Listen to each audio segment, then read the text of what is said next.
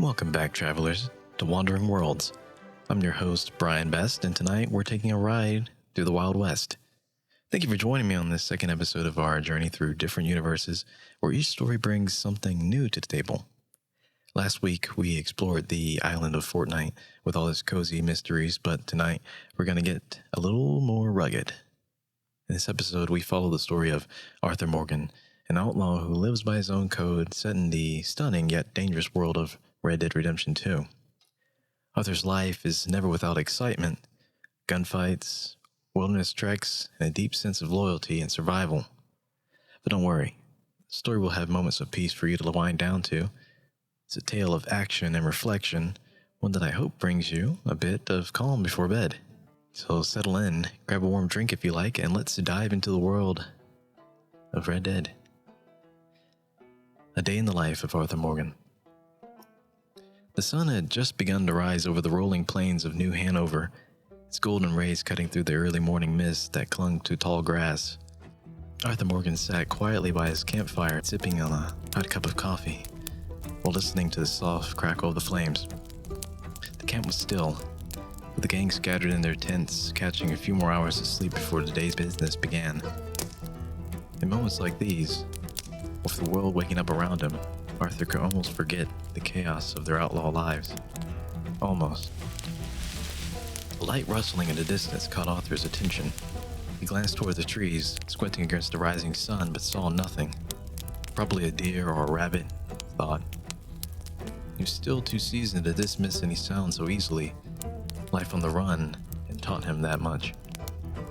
After another quiet sip, Arthur rose to his feet, his worn boots crunching softly on the dew-covered grass. He stamped out the fire with the heel of his boot and adjusted his satchel, slinging it over his shoulder. He figured he could use the quiet morning to hunt for some fresh game or maybe ride into Valentine for supplies. But before he could decide, a voice called him from behind him. Arthur. Arthur turned to see Hosea Matthews walking towards them, his face a mixture of concern and amusement. We've got a bit of a situation, Hosea said, stopping beside Arthur. You remember those O'Driscolls we ran into a few days ago? Arthur nodded. The O'Driscolls were a constant thorn in their side, ruthless, unpredictable, and always looking for trouble. They crossed paths with them more times than Arthur cared to count, and each encounter seemed worse than the last. Well, it seems they didn't take kindly to our last run-in, Hosea continued. We've heard word they're planning something, and Dutch wants us to go take a look. He thinks they're holed up in an old cabin near Cumberland Forest. Arthur grunted, tossing the last of his coffee on the ground. I guess we're paying them a visit then. Seems that way, Hosea replied, his tone a little too casual for the seriousness of the situation. Meet me by the horses in 10 minutes. We'll take Charles with us. As Hosea turned to leave, Arthur felt a familiar sense of unease settle in his chest. Dealing with the O'Driscolls always brought danger, and while he wasn't one to shy away from a fight, he knew that every encounter could be the one that tipped the scales against them.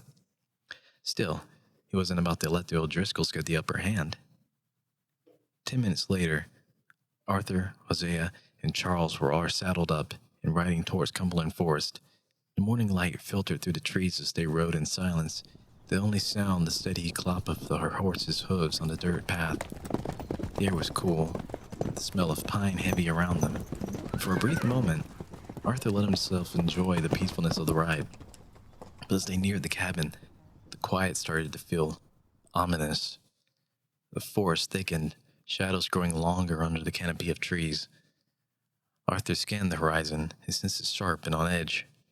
Charles, ever the tracker, rode ahead, his keen eyes scanning the ground for any sign of movement. There, Charles said quietly, pointing to a faint trail of smoke rising in the distance. They're up ahead. Arthur narrowed his eyes and nodded. Let's get closer. The three men dismounted, leaving their horses untethered to a tree, a short distance away. As they moved through the underbrush, they crouched low, making as little noise as possible.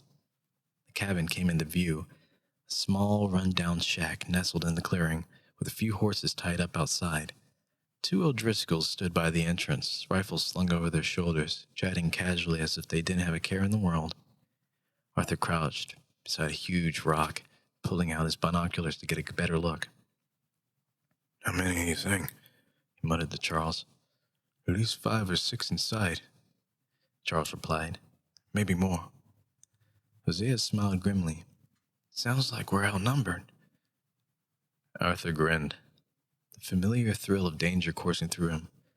"We've been outnumbered before." Hosea chuckled. "That we have." They hatched a quick plan. Charles would circle around to the other side of the cabin to get a better angle, while Arthur and Hosea would take out the guards by the door. Once that was done, they'd move inside and deal with the rest. Arthur crouched low and began to move, his rifle held close to his chest. The two O'Driscoll guards were still talking, oblivious to the danger creeping towards them. Arthur waited until he was close enough, then glanced at Hosea. They moved as one. 2 silent shots rang out, and the guards slumped to the ground. Charles gave a signal from the other side of the cabin, and they advanced quickly but quietly toward the door. Arthur kicked it open with a loud crash, and the cabin erupted into chaos. Inside, 5 more O'Driscolls scrambled for their weapons. Arthur's instincts kicked in. He fired 2 quick shots, dropping the first man before he could even draw his gun. The second O'Driscoll fired wildly, his bullet smashing into a nearby chair as Arthur ducked behind a table for cover.